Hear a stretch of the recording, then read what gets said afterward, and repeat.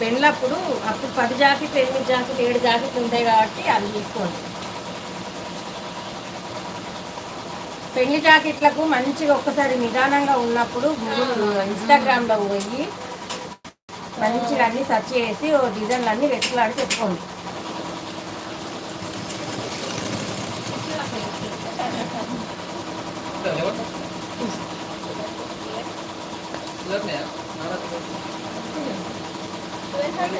$1250కి 1200 ఇచ్చింది.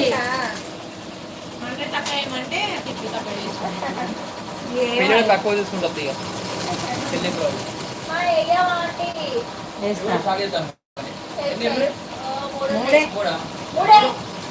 మరి మూడే